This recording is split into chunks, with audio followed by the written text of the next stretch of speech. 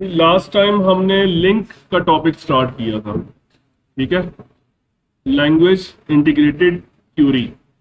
और हमने इसकी कुछ एग्जांपल्स भी देखी थी। एक दो एग्जांपल्स हमने देखी थी कि किस तरीके से हम डाटा पे लिंक क्यूरीज लगा सकते हैं।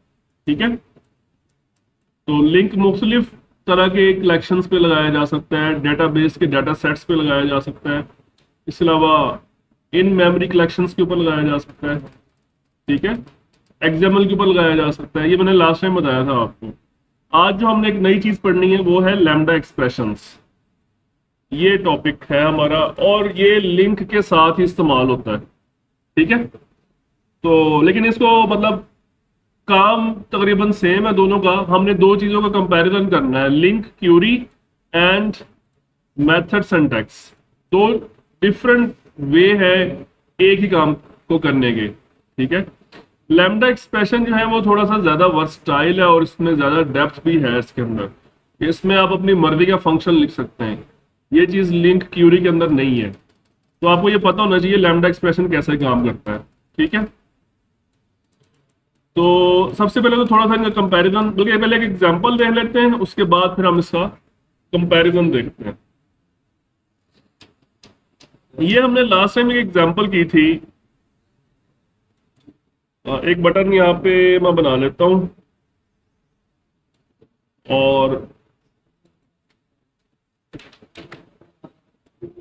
इसके बिहाइंड हम चलते हैं। और ये एक छोटी सी एग्जांपल की थी हमने।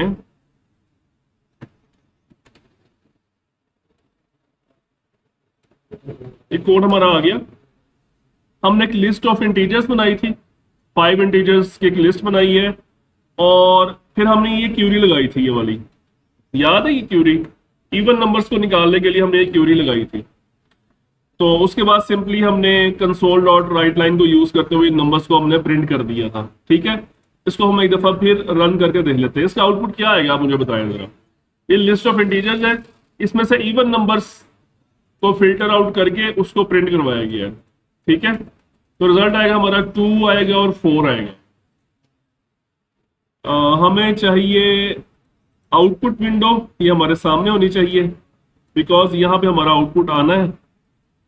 ठीक है, क्यूरी पे मैं क्लिक करता हूं तो ये हमारे पास ये रिजल्ट आ गया। क्या लिखा आ रहा है, 2 और 4। ठीक है, अब यही ये जो बेसिकली ये जो क्यूरी लिखी हुई ना, ये लिंक क्यूरी है। कौन सी है, ये क्यूरी सिंटैक्स है। अब हमने इसका अल्टरनेटिव लैम्डा एक्सप्रेशन का सिंटैक्स देखना है। हमने लैम्डा एक्सप्रेशन का सिंटैक्स देखें आप, इसको मैं कॉपी कर रहा हूं फिर इसको समझते हैं। इसको मैं कर देता हूं कमेंट आउट और यहाँ पे लैम्डा एक्सप्रेशन वाला सिंटैक्स देखते हैं। देखिए इस दोनों का रिजल्ट सेम आना है, चाहे आप लिंक क्यूरी लगा लें चाहे आप लैम्डा एक्सप्रेशन लगा लें, दोनों का रिजल्ट सेम आना है, लेकिन उन दोनों को लिखने का तरीका मुख्तलिफ है। यानी आप देखें, मैं इसको नए सिरे से आपको लिख के दिखाता हूं।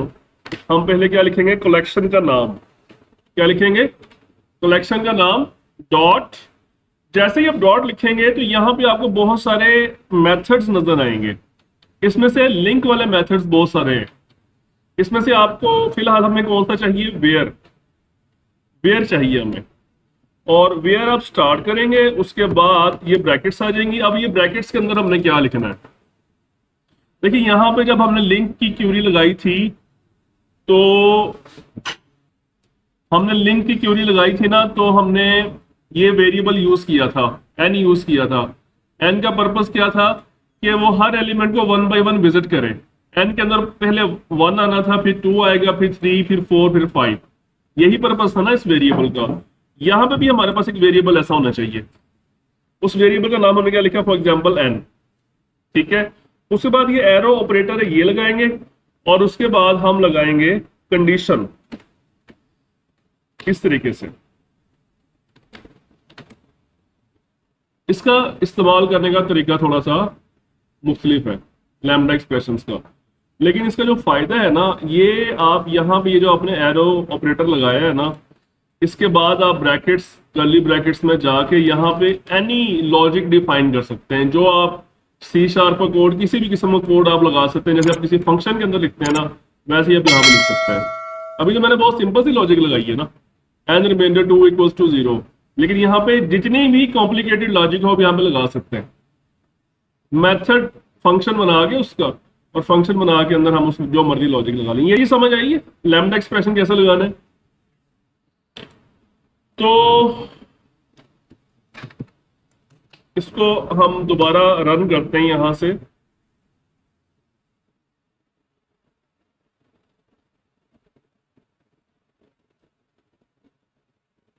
इसका हम आउटपुट देखते हैं, आउटपुट सेम होना चाहिए, देखें वही 2 और 4 आ रहा है। अब हम इसका कंपैरिजन करते हैं थोड़ा सा क्यूरी का और लैम्डा एक्सप्रेशन का। लिंक क्यूरी भी कहते हैं इसको, या लिंक क्यूरी सिंटैक्स भी कहते हैं, और लैम्डा एक्सप्रेशन को हम मेथड सिंटैक्स भी कहते हैं। ठीक है, link provides two primary syntaxes for querying data: query syntax and method syntax. Both syntaxes can be used to achieve the same results, but they have different styles and sometimes different use cases. Use cases का मतलब होता है requirements, functions। ठीक है, तो comparison में देखें कि जो लिंक क्यूरी का सिंटैक्स है किस तरह का है। It is similar to SQL. SQL की स्टेटमेंट्स हमने कुछ पढ़ी थी, select statement, insert, delete, update. Introduction to SQL वाला लेक्चर मैंने उससे करवाया था मैंने आप। इसका सिंटैक्स उससे मिलता जुलता है लिंक क्यूरी का। ठीक है, और उसके बाद इसमें कीवर्ड्स आते हैं लाइक फ्रॉम, वेयर, सिलेक्ट। ये कीवर्ड्स भी मैंने आपको लास्ट लेक्चर में समझाए थे। लिंक क्यूरी में सबसे पहले फ्रॉम का कीवर्ड लगता है, फिर वेयर का, फिर सिलेक्ट का। ठीक है, और रीडेबिलिटी इसकी ज्यादा अच्छी है। रीडेबिलिटी का मतलब क्या होता है कि पढ़ने में आसान है। लिंक क्यूरी पढ़ने में जरा आसान है जब हम कॉम्प्लेक्स क्यूरीज के ऊपर जाते हैं, और लेकिन कुछ चीजें ऐसी हैं जहां पे लिंक क्यूरी का प्रॉब्लम है। वो चीज, उसमें से एक चीज ये है मेथड चेनिंग। ये मेथड चेनिंग हम पढ़ेंगे क्या चीज होती है। मेथड चेनिंग के अंदर लिंक क्यूरी जो है वो इतनी फ्लेक्सिबल नहीं है। अभी हम इसी लेक्चर में इंशाल्लाह पढ़ेंगे मेथड चेनिंग क्या होती है। और उसके कंट्रास्ट में आप मेथड सिंटैक्स को देखें, यहां पर कीवर्ड्स नहीं होते, ये वाले कीवर्ड्स नहीं होते। यहां पर क्या होते हैं, एक्सटेंशन मेथड्स।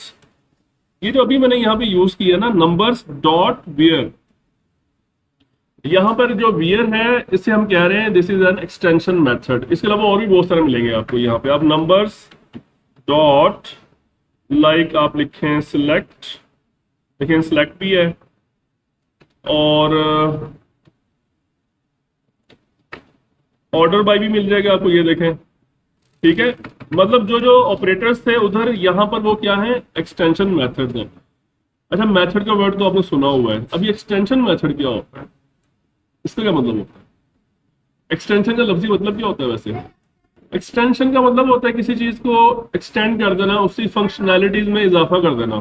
ठीक है, हमारे जैसे एक इलेक्ट्रिक एक्सटेंशन बोर्ड होता है छोटा सा, उसको हम कहीं दूर यूज करना हो किसी इलेक्ट्रिक डिवाइस को, तो हम वो बोर्ड लगा के यूज कर लेते हैं, मतलब हम वो इलेक्ट्रिक एक्सटेंशन लगा देते हैं साथ उसके।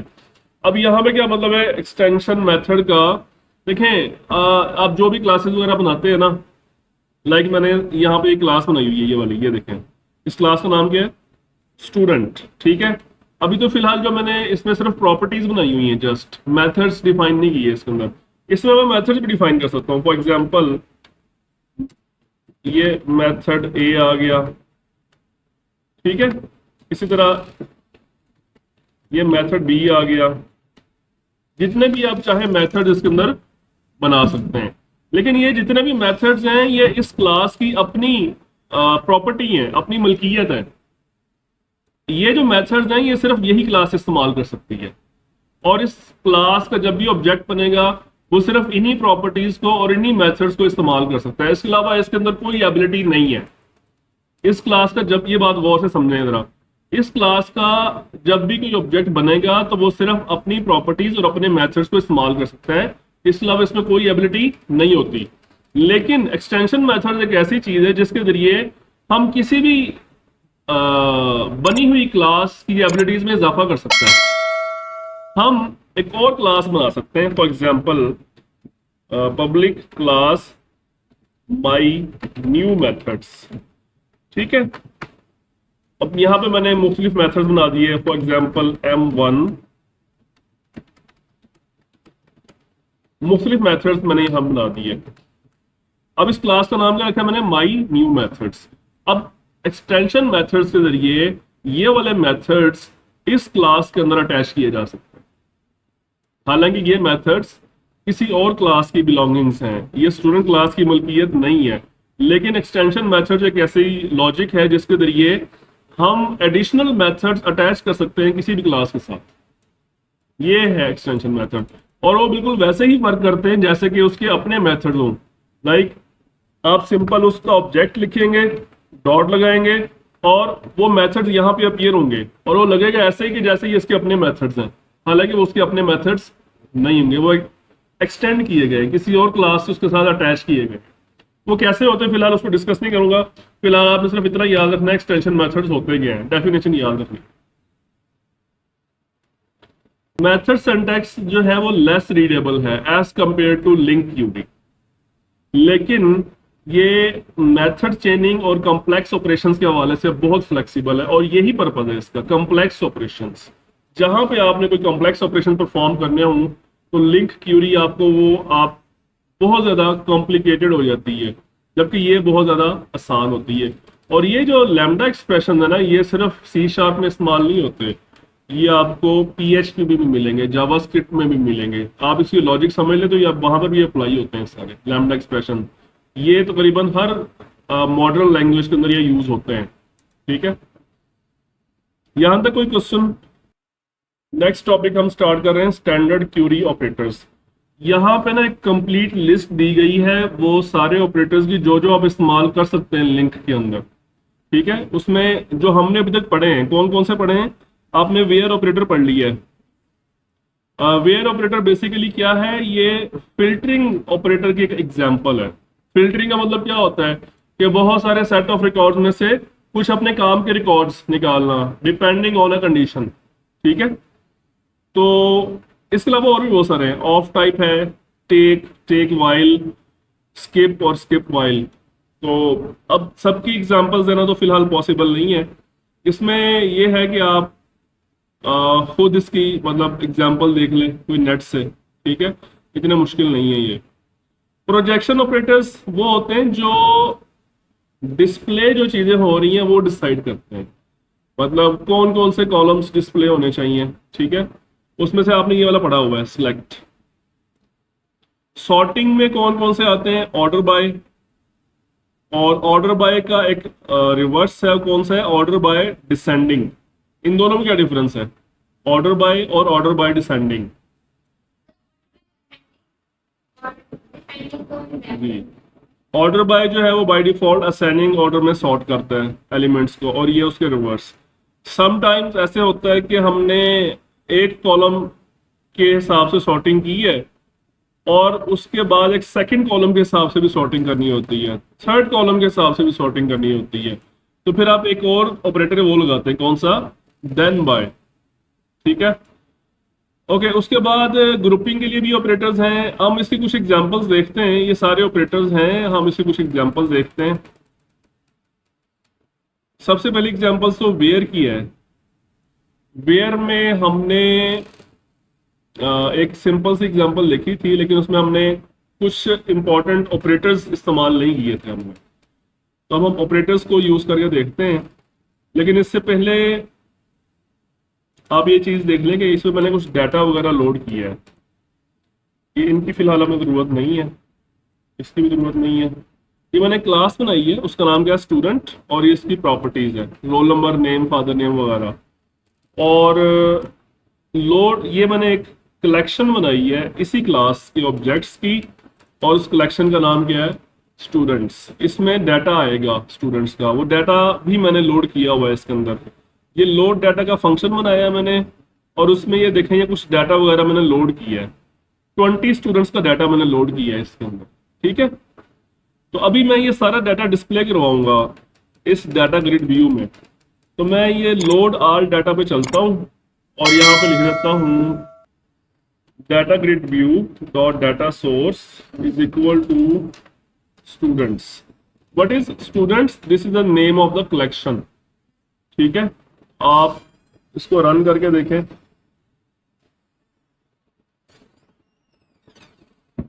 लोड ऑल डाटा, ये डाटा हमारे पास आ गया सारा। ठीक है, अभी अगर आप चाहें तो डाटा ग्रिड व्यू की कुछ प्रॉपर्टीज वगैरह सेट कर सकते हैं, इसका डिस्प्ले बेटर हो सकता है पहले से, लेकिन फिलहाल हमारा ये कंसर्न नहीं है, डाटा हमारे साथ आ रहा है, फिलहाल यही काफी है। ठीक है, तो अब हमने इसके ऊपर लगाने हैं मुख्तलिफ ऑपरेटर्स, ये वाले। तो ये पहली एग्जांपल हम इसको देखते हैं। इस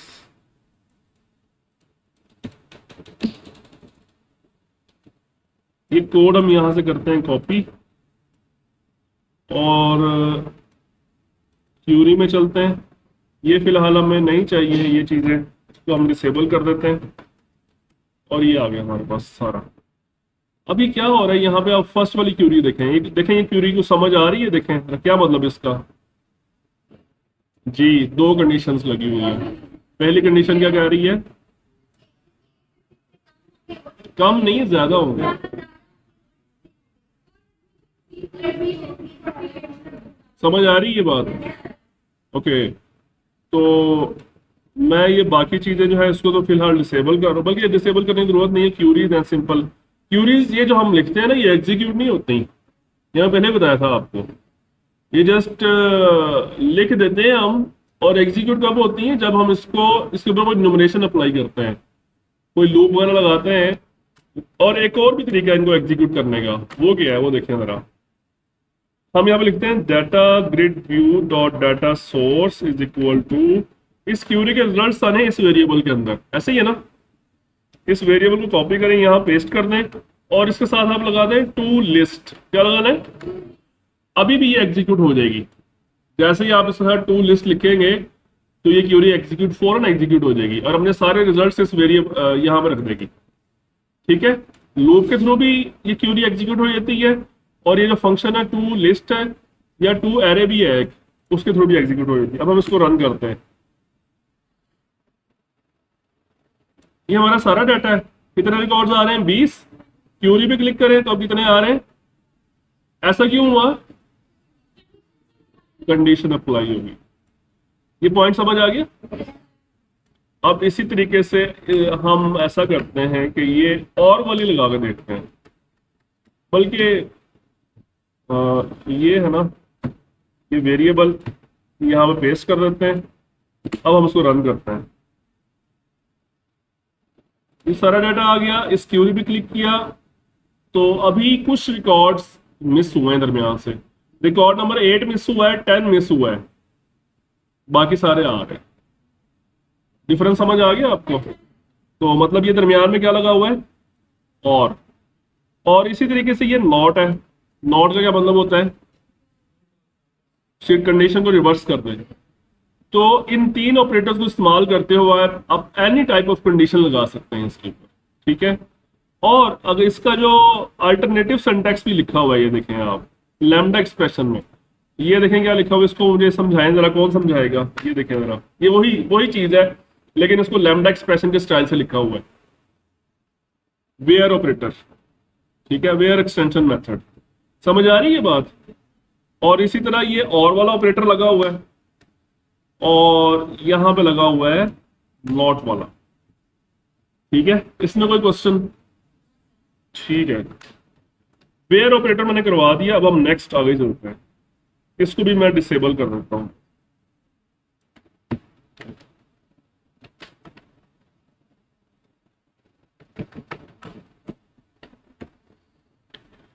जी, सिलेक्ट ऑपरेटर कैसे इस्तेमाल होता है? अच्छा, फिलहाल हम इसको उधर नहीं लेके जा रहा कोड के अंदर, यहां पर इसको समझ लेते हैं। ये कोई इतना प्रॉब्लम नहीं है इसके अंदर। जी, सबसे पहले आप इस वाले एग्जांपल को देखें। ठीक है, लिखा है from student in students select student dot name. जी, क्या मतलब इसका? इस क्यूरी का क्या मतलब है? स्टूडेंट्स की कलेक्शन में से हमें सिर्फ एक चीज चाहिए, स्टूडेंट डॉट नेम, बाकी चीजें नहीं चाहिए। स्टूडेंट डॉट रोल नंबर, उसकी date of birth, address, phone, class वगैरह कुछ भी नहीं चाहिए, सिर्फ क्या चाहिए? नेम। अगर इसी चीज को हम लैम्डा एक्सप्रेशन के स्टाइल में लिखेंगे तो ऐसे लिखेंगे। देखिए यहाँ पे पहले हम वेयर यूज कर रहे थे ना, अब क्या आ गया? सिलेक्ट। समझ आ गई? और यहाँ पे फिर हम उसको बता रहे हैं कि क्या चीज चाहिए हमें, ठीक है। और फिर ये दूसरी एग्जांपल है, इसमें इसमें क्या हो रहा है देखें जरा, क्यूरी सिंटैक्स में हम ये क्या कर रहे हैं देखें जरा, एक से ज्यादा चीजें अगर हमें चाहिए हो तो हम इस तरीके से हासिल कर सकते हैं, student dot name, student dot father name, और शुरू में आपको ये लगाना पड़ेगा सिलेक्ट न्यू। न्यू का मतलब, अभी न्यू का मतलब ये होता है कि आपने आगे जो ये करली ब्रैकेट्स के अंदर लगा दी है। वैसे नॉर्मली जो न्यू इस्तेमाल कहाँ पे होता था इससे पहले, जब हम कोई ऑब्जेक्ट बनाते थे। फॉर एग्जाम्पल स्टूडेंट क्लास का नाम है, एस ऑब्जेक्ट का नाम है, इक्वल टू न्यू स्टूडेंट, ऐसे लिखते थे ना, यानी क्लास के नाम से पहले इस्तेमाल होता था। यहां पे आपने न्यू के बाद कोई क्लास नहीं लिखी, न्यू के बाद आपने कोई क्लास, बल्कि डायरेक्ट आपने कर्ली ब्रेसेस के अंदर कुछ चीजें लिख दी हैं। तो ये ऑब्जेक्ट बनेगा, लेकिन इस ऑब्जेक्ट की क्लास कौन सी होगी? No class. ये एक नई चीज आप लोग पढ़ रहे हैं। ये एक ऑब्जेक्ट बनेगा, ये स्टूडेंट क्लास का ऑब्जेक्ट नहीं बनेगा, बिकॉज यहाँ पे हमने मेंशन ही नहीं किया, यहाँ पे हमने मेंशन नहीं किया वो कौन सी क्लास का ऑब्जेक्ट। इस ऑब्जेक्ट की कोई क्लास नहीं होगी। ऐसे ऑब्जेक्ट को हम कहते हैं एनोनिमस ऑब्जेक्ट। एनोनिमस का मतलब क्या होता है उर्दू में? नहीं, एनोनिमस का मतलब होता है गुमशुदा, गुमनाम, या बेनाम कह लें आप। बेनाम ज्यादा अच्छी ट्रांसलेशन है इसकी। यानी ऐसा ऑब्जेक्ट बनेगा जिसकी कोई क्लास नहीं है, सिंपल उसके अंदर मुख्तलिफ चीजें होंगी बस, और कुछ भी नहीं होगा, ठीक है। तो ये एनोनिमस टाइप की एक एग्जांपल है। अच्छा, इसी चीज को अगर हम करना चाहें लैम्डा एक्सप्रेशन के स्टाइल में तो कैसे करेंगे देखें, समझ आ रही है? देखें लैम्डा एक्सप्रेशन सेम वही मेथड है, बस उसको लिखने का तरीका थोड़ा सा मुख्तलिफ है। उसके बाद हम आगे चलते हैं ऑर्डर बाय और देन बाय। ऑर्डर बाय का पर्पस क्या होता है? सॉर्ट करना, डाटा को सॉर्ट करना। और देन बाय, यहां पे जो एग्जांपल दी हुई है ना देन बाय की, ऑर्डर बाय तो सिंपल है, आई थिंक आपको समझ आना चाहिए। क्या लिखा है ये देखें, from student and students, order by student dot name, simple, by name sort हो जाएगा। जिसका नाम ए से स्टार्ट हो रहा है वो पहले आएगा, फिर बी वाला आएगा, फिर सी वाला एंड सो ऑन। और अगर हम ये लैम्डा एक्सप्रेशन का स्टाइल है, यहाँ पे देखें पहले सेलेक्ट और वियर आ रहा था, अब क्या आ गया यहाँ पे ऑर्डर बाय। और उसके बाद ऑर्डर बाय डिसेंडिंग की एग्जांपल है, ये देखें order by descending. Order by लिख के आगे उस फील्ड का नाम जिसके मुताबिक आपने सॉर्टिंग करनी है, उसके बाद ये कीवर्ड है डिसेंडिंग का, ये लगाएंगे। और लैम्डा एक्सप्रेशन में ये स्टाइल है order by descending. Then by को समझना चाहिए ना थोड़ा सा, ये कैसे काम करता है। अब ये क्यूरी है मेरे पास,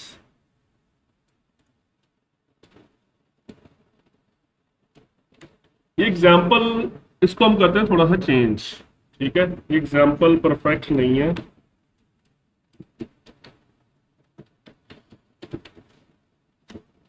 हम उसको पहले कर रहे हैं और student dot class, student dot class.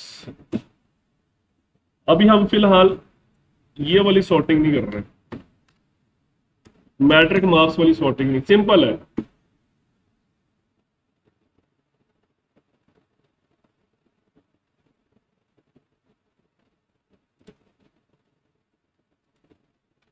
Display तो हमने करवाया नहीं था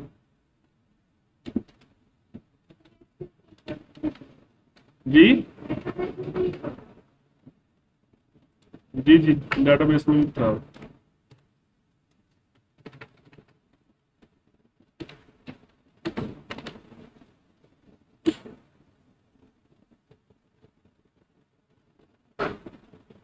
अब ये सारा डाटा हमारे पास आ गया। अब मैं इसको सॉर्ट बाय क्या कर रहा हूं, क्लास।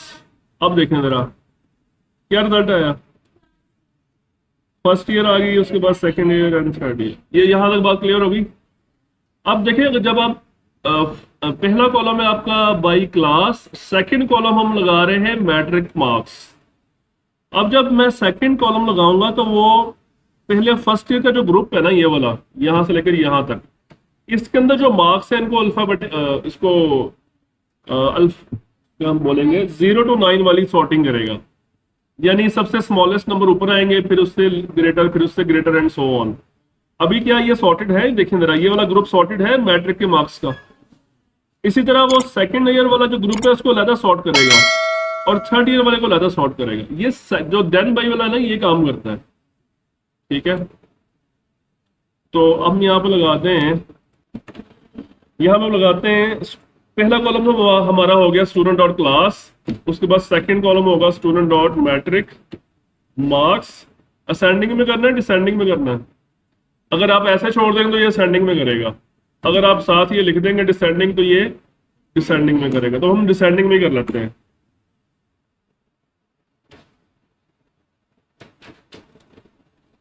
अब देखिए फर्स्ट के वाले ग्रुप को देखें आप, डिसेंडिंग ऑर्डर में आ गया डाटा, और इस सेकेंड ईयर वाला जो ग्रुप है वो लहदा सॉर्ट हुआ है, और थर्ड ईयर।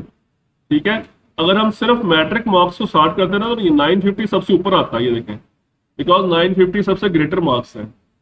लेकिन वो ग्रुप वाइज सॉर्टिंग कर रहा है, इसको अलहदा से सॉर्ट कर रहा है, इसको अलहदा से और इसको अलहदा से। तो अब देन बाई की समझ आ गई है? ठीक है,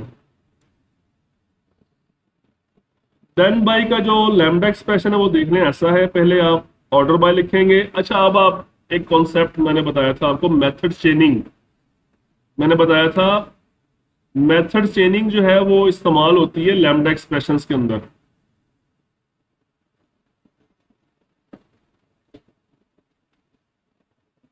ये है, जब मैं कंपैरिजन कर रहा था इन दोनों का। अब ये मेथड चेनिंग की एग्जांपल आ रही है, वो देखें आप। मेथड चेनिंग जो है ये सिर्फ यहाँ पे सी शार्प में नहीं है, बल्कि ये PHP में भी है, लारावेल में भी है। ठीक है, ये है जी मेथड चेनिंग। ये देखें जरा कि आपने पहले एक मेथड लगाया, उस मेथड का नाम क्या है? Order bye. क्या नाम है उसका? अब वो क्या करेगा, सबसे पहले ये वाला इसके ऊपर काम करेगा, आपने उसके साथ एक और डॉट लगा दिया कि उसके बाद ये वाला काम करो। उस मेथड का नाम क्या है? Then by descending. मतलब दो मेथड्स अप्लाई कर दिया आपने चेनिंग के थ्रू। एक मेथड लगाया, उसके बाद डॉट लगा के दूसरा मेथड, और ये सिलसिला आगे भी चल सकता है, डॉट लगा के तीसरा मेथड, फिर डॉट लगा के चौथा मेथड। इसको हम कहते हैं मेथड चेनिंग। ये चीज लिंक क्यूरी के अंदर नहीं है, लेकिन वहां पे खैर हम मेथड, इसका अल्टरनेटिव है, ये वाली चीज नहीं है उसके अंदर जी। उसके बाद हम एक और क्यूरी करते हैं।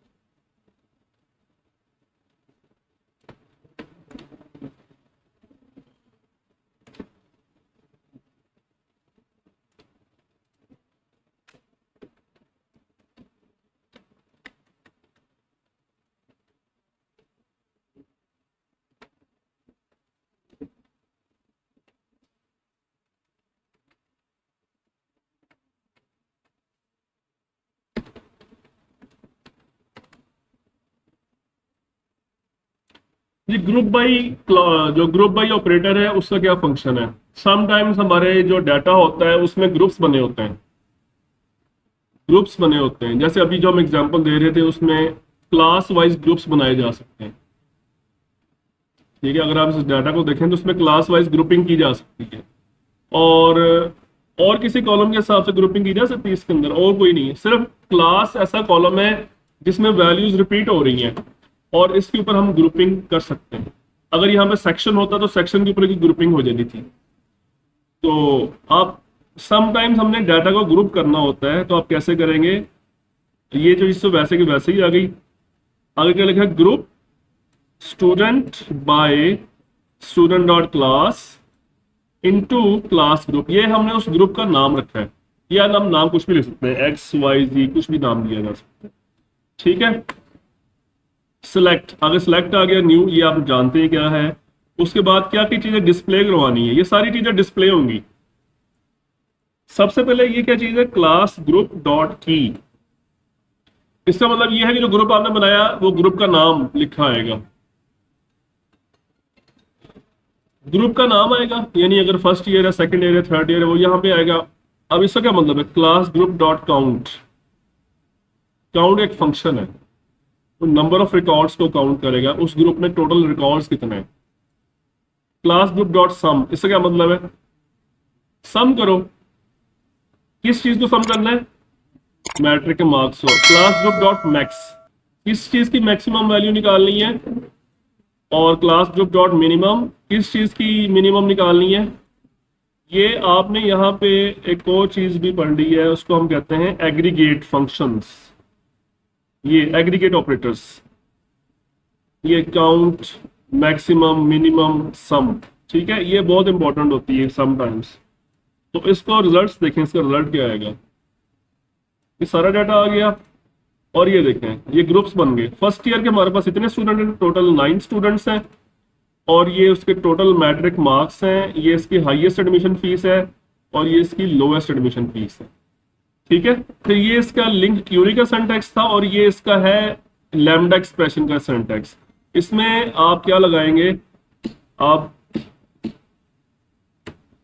स्टूडेंट्स कलेक्शन का नाम पहले आप यहाँ पे क्या लिखते थे, डॉट सिलेक्ट या डॉट वेयर या डॉट ऑर्डर बाय।